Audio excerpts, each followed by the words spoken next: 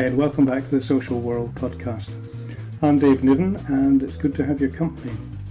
I'm going to begin a series of interviews and programs that will look at and hear from some of the key people in our industry. It's a heck of a time of flux at the moment and change within the social care world. Social workers are being challenged left, right and centre. Vacancy rates are still high. The whole profession is being challenged by the government and the administration to follow their particular path. And there's quite a lot of concern that at the end of the day, the people that we're here to serve are not going to get the best service because the whole profession of social work is under a great deal of scrutiny and change, and as well as local safeguarding boards. Effectively, the whole landscape is being changed drastically. So in order to maintain a degree of objectivity, I've decided to try and interview people from the widest spectrum within the industry, within the business, and just see how that goes. And I'd love your feedback. Now, there's an opportunity to do that on the website. That's www.socialworldpodcast.com, where you can actually leave an instant message for me. You'll see that. The instructions are on the site. Or when you download this from iTunes or Spreaker or any of these other sort of platforms, you can always leave feedback there, and that would be very much valued. So let's see what happens today. Today is going to be an interview with Dr. Ruth Allen, who's the newly appointed Chief Executive of the British Association of Social Workers. Now, I'll let Ruth's bio speak for herself, but also we cover quite a wide range here, both nationally and a little bit internationally as well. So for all you listeners to this program abroad, away from the United Kingdom, hello, welcome, we don't forget you, and we very much value your input as well. So, without any further ado, let's hear from Ruth. Well, hi. I am joined by Dr. Ruth Allen, who's the new Chief Executive of the British Association of Social Workers, or the nearly new Chief Executive. I believe you've got a few weeks under your belt. Well, welcome, Ruth, to the programme. Thanks very much. Pleased to be here. Good. Now, you've inherited something that is very high profile. You've inherited something that's particularly relevant to kind of current work going on with the government and, every local authority in the land. I mean, it's a huge job you've taken on. Do you feel in any way kind of dwarfed by it, or are you relishing the challenge?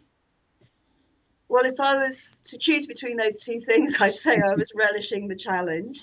Of course, it does feel like quite a lot of responsibility, but it also feels like a huge opportunity.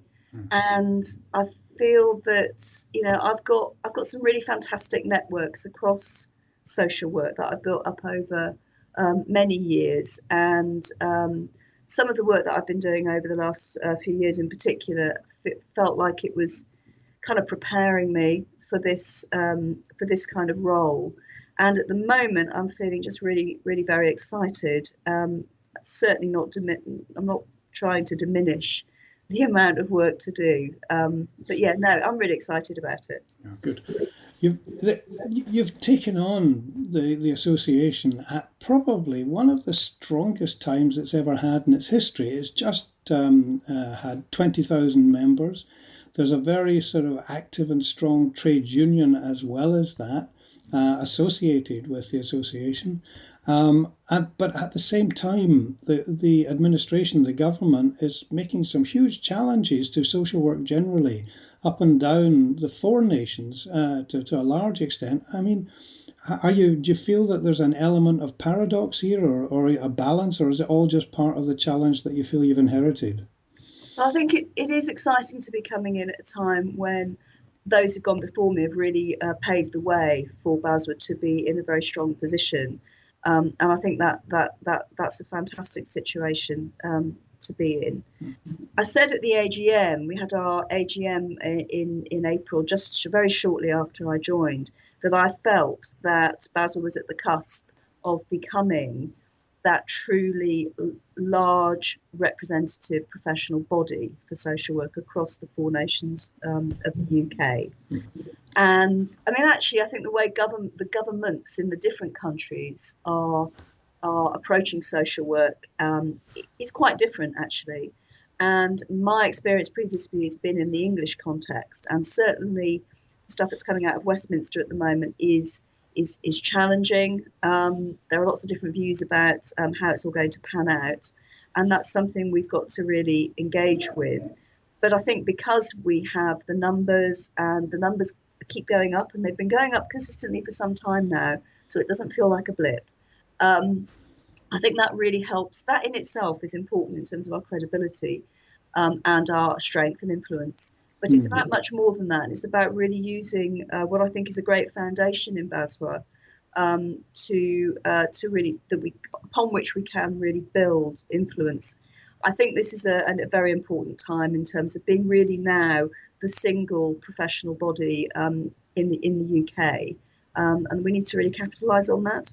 Right, yeah, absolutely. And one of the things that obviously I know, because we've had a conversation that's kind of interest to you, is trying to make sure that the association moves with the times. And, we are in this age of kind of instant communication, a digital age, etc. And it's not the same. You've got to prepare differently in order to be able to keep that message being communicated to the membership. Do you want to just talk a little bit about how you feel that we can best keep all these thousands of social workers up and down the 4 countries interested and educated and associated and feel as if they've got a voice?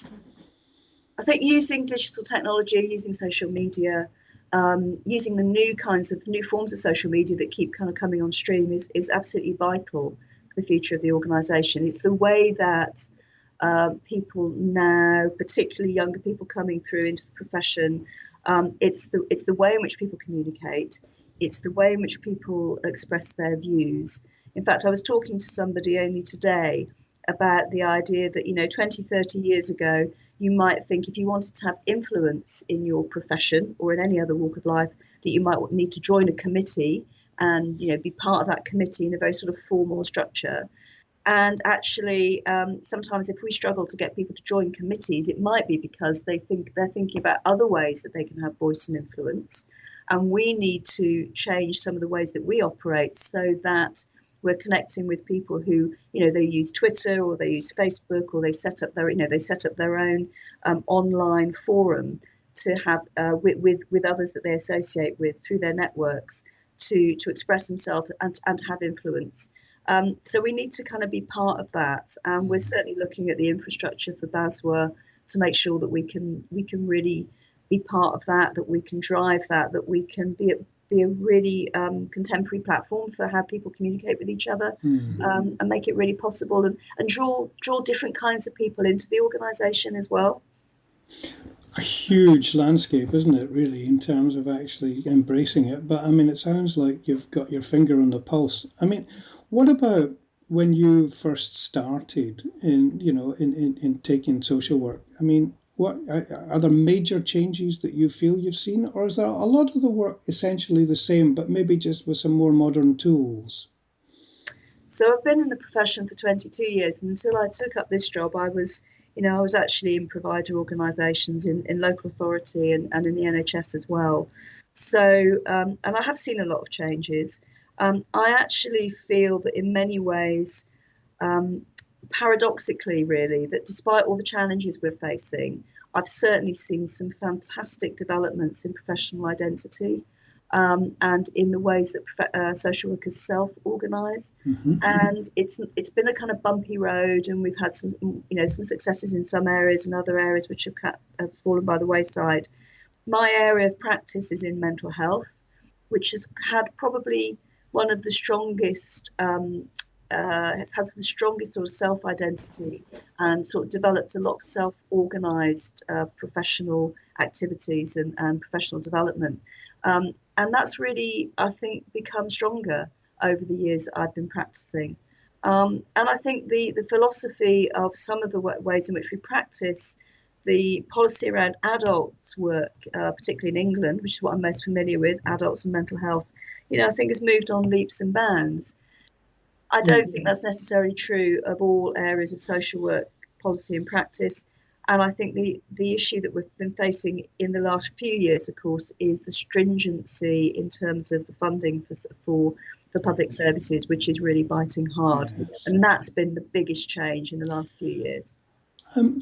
Just taking up that thread you mentioned there, I mean, do you ever get really quite fed up with the what seems to be the public and their window on the world, if you like, the media's kind of absolute, almost total focus on children's services, and forgetting that a huge number of social workers work with adults and in some of the fields that you mentioned there, whether it would be mental health, whether it would be disability, whether it would be forensic work, I mean, hospitals, whatever. But, a huge bulk of our profession works in a very broad church, in a very wide landscape. Yet, if you read the media, you think it's only to do with children, important as that is.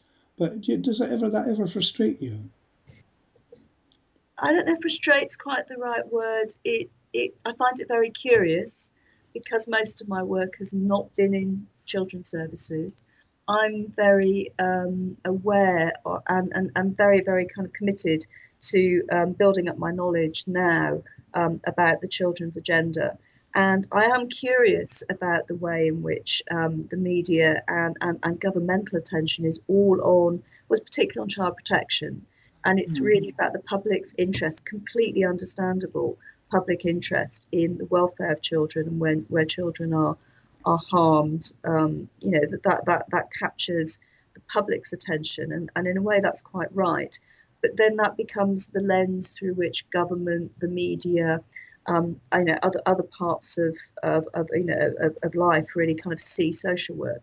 So I do think it's important that we give that as an association we're giving profile to children's social work and to adults and to mental health, criminal justice, drug and alcohol, all these different branches.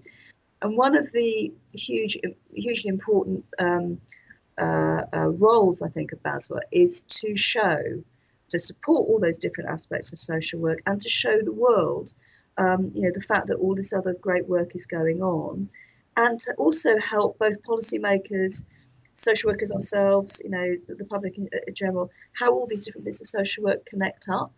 Because if you work, actually, I say I don't work in children's services, working in mental health, one of my major areas of interest has been parental mental illness, and how you work with families where parents or adults in that family may be experiencing mental health problems and its impact on children, and children as young carers is something I've done a lot of work around. And I think that's one of the great things about social work is we absolutely see the interconnectedness between people in different parts of a family system, for instance. And it is important that we keep putting the spotlight onto that sort of the interconnected nature of social work. Right. No, I mean, I couldn't agree with you more, and I think there's a lot of social workers who are going to be listening up and down the land that will welcome what you're saying about the interconnectedness of things. I mean, I know myself from chairing boards and so forth and working with colleagues in adult safeguarding boards that, remember, I think I was talking to you about, remember school days and Venn diagrams and the overlap of circles. And I mean, especially when you come to things like mental health, substance abuse, domestic violence, and so forth, the areas of overlap that impinge on whole families. If the adults have problems with any of these areas, the children are impacted with it as well. And so you just can't divorce the two. There's such a lot of I'm very pleased that you're saying that. I think a lot of people will be pleased to hear that too. You were very much part of the College of Social Work that existed for a while there. I mean, I guess you were a bit disappointed in the rather abrupt way it finished. I mean, is there anything you wanted to say about that? Yeah, I mean, my involvement with the college was that I chaired the mental health faculty. And when, we were obviously very, very disappointed with, in a sense, how the college was closed and some of the kind of bits of behind the scenes reasons, in a sense, why the college lost its government funding. there was one of the things I would say about the college was that an awful lot was learnt, actually, particularly that I think those of us who were involved just as members, I was just a member. I was elected to be the chair of the mental health faculty. We had adult and children's faculties as well, and those were strong groups, steering groups of really committed and very experienced people. The first children's faculty was chaired by Eileen Munro. Breach Featherstone then took over. Jerry Nazowska, prior to that, Bernard Walker were chairing the adults faculty. And those of us who were just involved as members felt that what it had offered us was an opportunity to have some platform, have some ways in with, certainly with with government, absolutely, but with other kind of bodies and other professional bodies. And we were just involved with it from a purely kind of professional development point of view. I was always a BASW member, and I always believed in BASW as a UK organisation and as a professional association. The college offered a particular kind of platform at a point in time, which we were able to use to take forward some of the work we wanted to do, particularly around mental health. And of course, we were very, those of us who were involved with those faculties were absolutely clear that we didn't want that work to go away. We wanted it to continue. We worked very hard together to kind of make sure that what was learned at the college experience could be taken forward. I've ended up in this role in BASW, which I wasn't predicting, but it has been. But what I'm hoping is that we can help to ensure that there's a sense of learning from what came out of the college, and that we can take some of the best of that into BASW. And we've got some work streams now going on which should allow that to happen. Okay. Just let me take you in a slightly different direction for a minute, if I could. It's to do with legacy, really. My understanding, I think most people's understanding, is that social work didn't really come together completely as a profession until about 1970. But that's given us 45, 46 years since then. And so we are maturing as a profession. But I think public perception of social work still has us as a way to travel. Is that a fair assessment? I think that's right. I think we are maturing as a profession. I think we need to be really honest about the areas of our work, our practice, our education, the way in which we present ourselves as a profession, the way in which we organise. I think we need to be very honest about the journey we need to continue to travel on with that. Mm-hmm.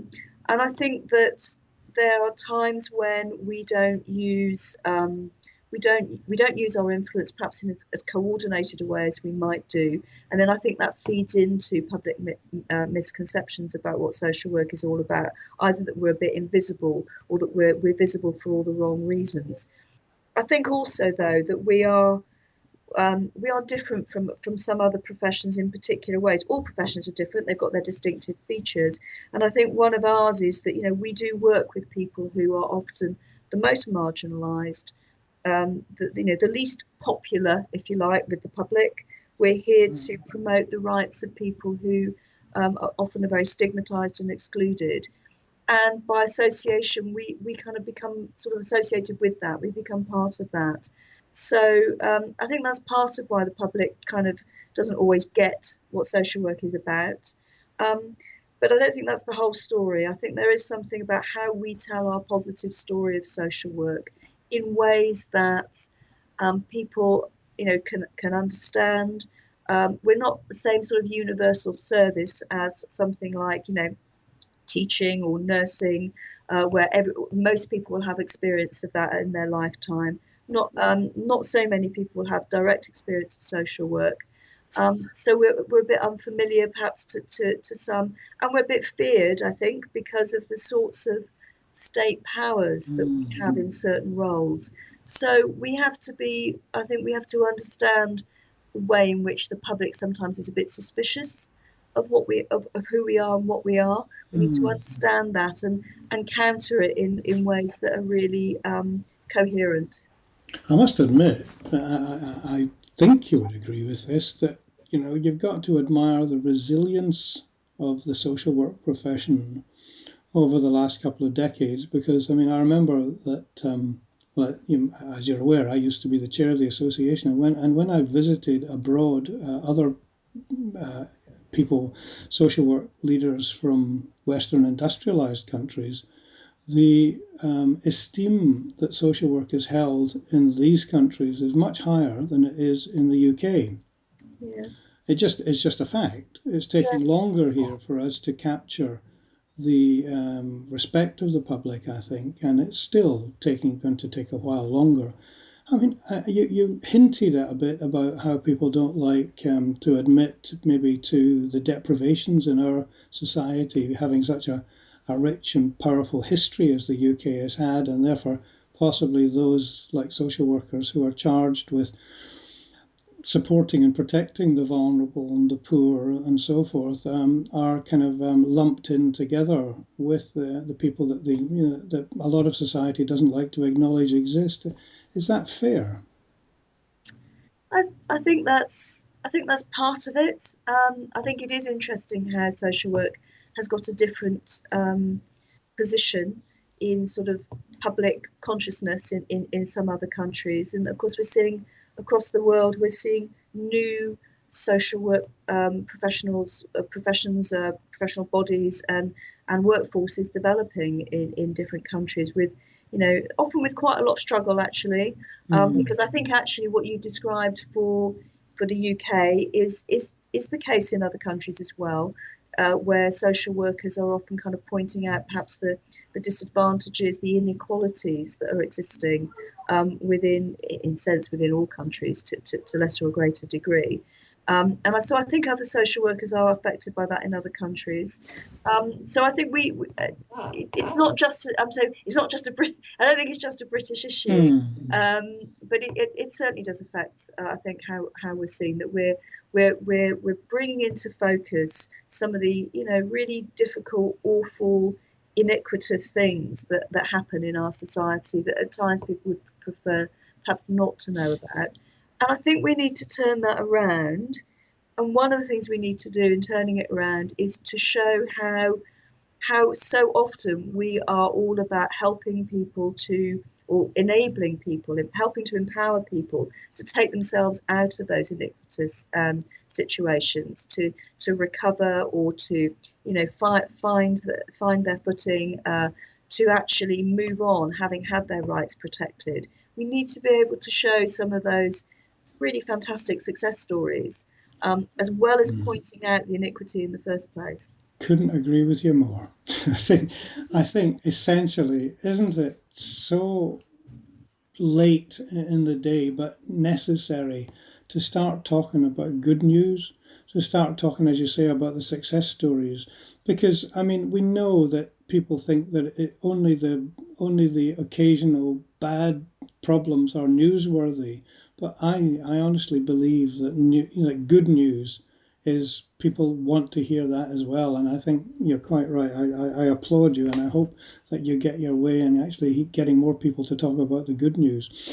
Let's just focus on that for a second, if I might. But I mean, imagine I'm just about to go to university, and I'm considering social work as a profession amongst all the leaflets on the table in front of me.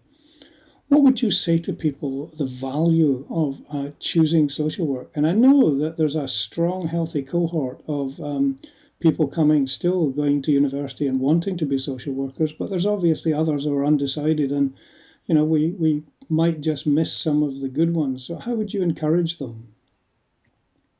I would say that social work actually offers you tremendous opportunities for your career for the future. Not all of the social work environments in which people work are necessarily easy, and but then you don't come into social work if you want an easy role in life. I don't think that, but if you want to learn about if you want to learn a whole range of skills, to learn about how people live their lives and how you can enable people to make changes and to move on.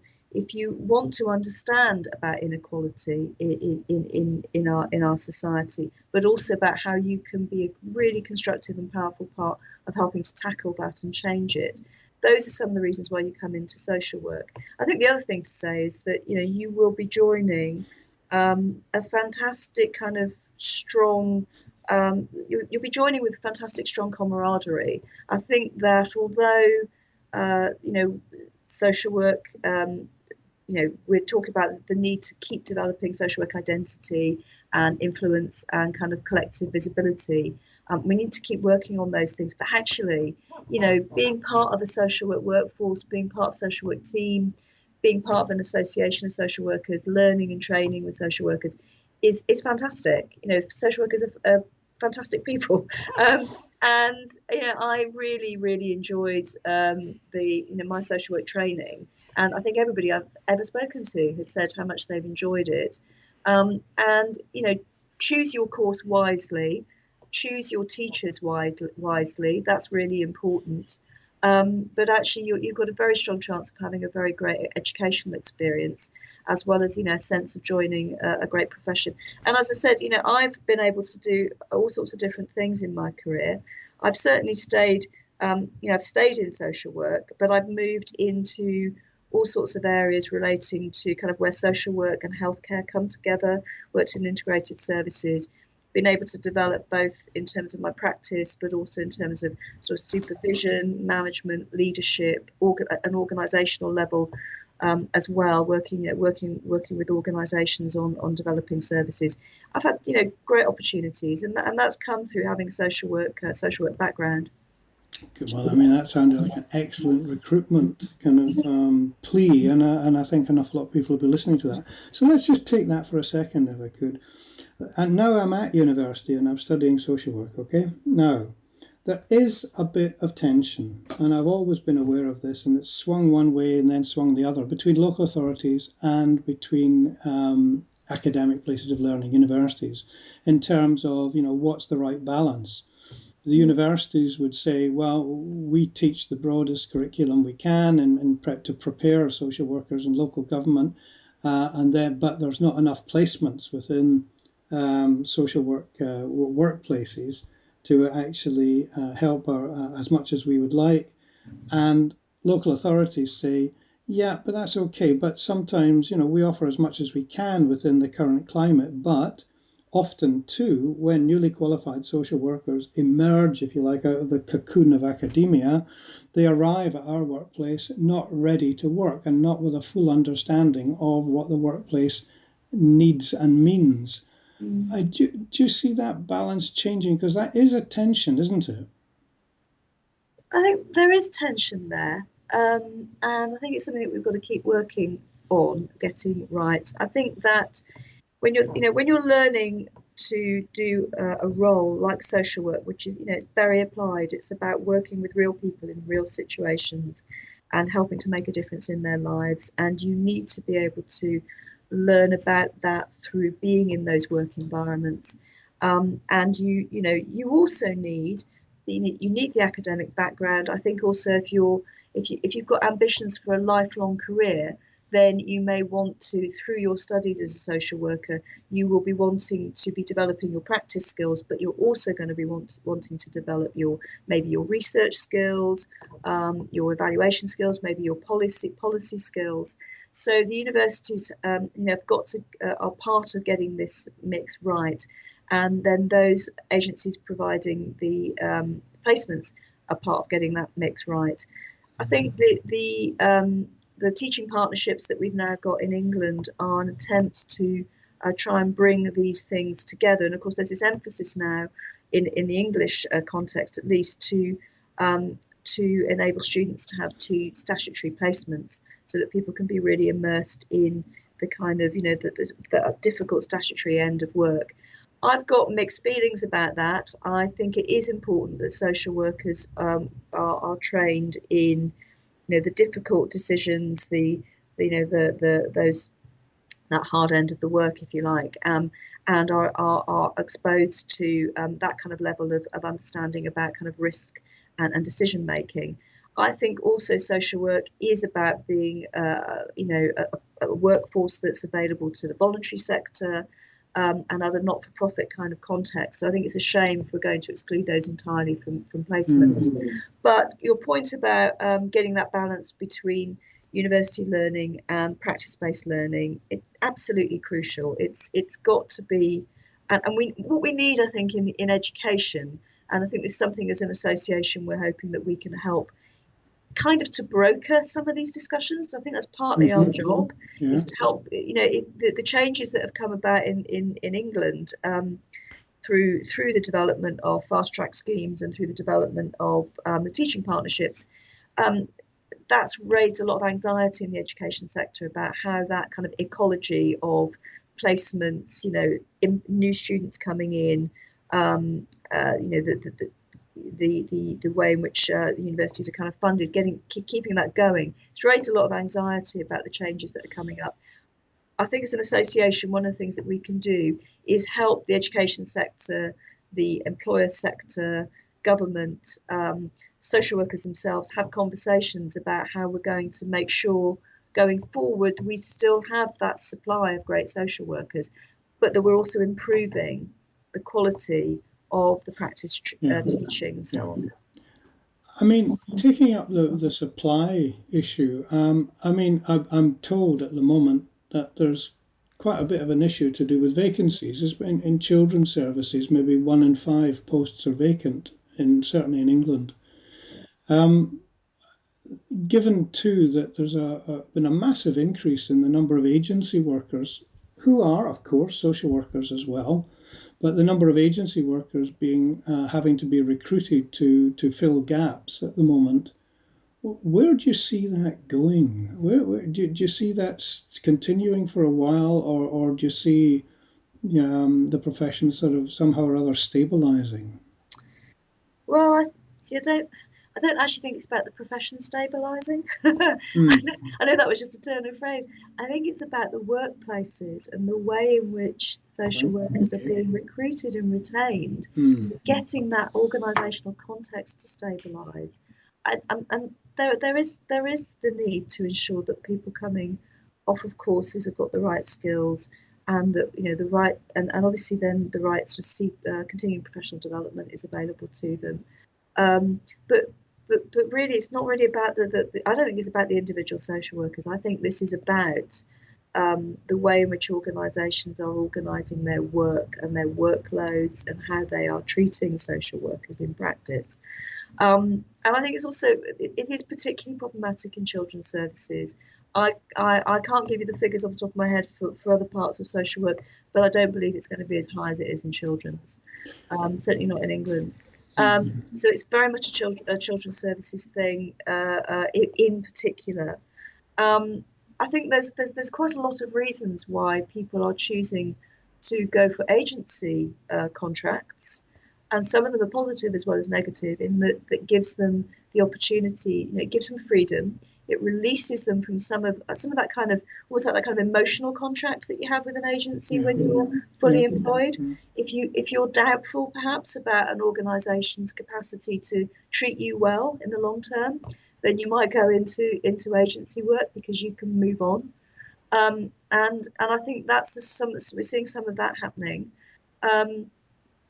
Where is it all going? Well, I do think that government policies in England. I appreciate you haven't got a total crystal ball, by the way. Oh, have I not? Oh gosh, there you go. There I was thinking, staring at this crystal ball on my desk, thinking it was like going to give me all the answers.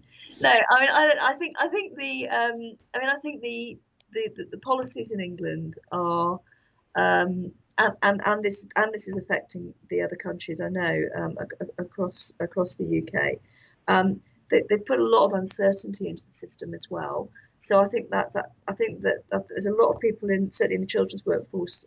We know that morale in some organisations is low, and that's being driven by uncertainty about the future shape of assessment and accreditation at the moment. That's a key issue, and people worrying about their jobs for the future. So it's a very unnerving time, I think, for individual professionals. But I think one of the crucial things is how are the organisations who are employing social workers going to improve their workforce planning, their support to those staff, their retention approaches, so they don't, because it's not so much recruitment as retention. Yes, yes, yeah. I take your point. Well, look, we're coming close to the end of the time, although it seems to have just whizzed by. It's been appreciated. I wanted to ask you a couple of quick things to include in your last sort of bit. One, just think of a message that you would like to give to both BASW members and other social workers in the UK, now that you've kind of got your feet under the table. But also remembering that this program does get broadcast to about 80 different countries as well. We have colleagues across the water, as it were, who do listen in and appreciate kind of words from the UK. So, given these two contexts, would any sort of messages you'd like to sort of give out, Ruth, now that you've had at least several weeks in the job? Yeah, I think I'm on about week 8 or something. Yeah, I think my message. Okay, so in terms of communicating with social workers across the UK, I would say that one of the things that is really dear to my heart is making sure that members of BASW and also other social workers who are not yet members of BASW really get involved in any opportunity to come together and to really have influence and share your views. I do think it's important that people come together formally by joining the association. I would say that, wouldn't I? But I was always a member of BASW over sort of 16 years, because I think it's important that as a collectivity we are a force, and that we are a force to be reckoned with, really, in negotiations with, whether it's with government, with other professions, for instance, with employers. It's really important that we grow and that we can provide that support to you as an individual social worker by being a large collectivity, and also that people get involved with the professional association. And in any way that you want to, hopefully as a member, but even if you're not a member, contact us, use the website and feed into things that we offer, like opportunities for consultation and so forth. I think that's really important. What I'd really like to see is a much more kind of activist membership, and really engaged, and new people coming through. We so need young people from different kind of cultural and ethnic backgrounds, people who are working in diverse types of work environments. So want people to get involved with the association. Okay. In terms of making contacts across the water, as it were, to lots of different countries. BASW is the UK representative organisation in the International Federation. We want to be even more active than we have been, really, in Europe and on the global sort of social work stage. In fact, social work in the UK is absolutely alive and kicking, and in many ways is very healthy. It doesn't always feel like it, but actually it's a large, dynamic profession in the UK. We've got over 100,000 social workers, and as we would really welcome, as an association, if anybody wants to get in touch with us from any other associations around the world, then feel free to get in touch. We'd love to hear from you. Oh, that's great. Well, look, Ruth, thanks. Just quickly, I mean, I hope we can repeat this, and maybe in a few months' time, when you've had even more of a chance, maybe perhaps even to absorb some of the dynamics that are going on in Scotland and Northern Ireland and Wales, because Absolutely. obviously, you haven't had an opportunity fully to really get steeped in the work in these countries. But I mean, I really appreciate you talking to us today, and many thanks and good luck in the post. Thank you very much.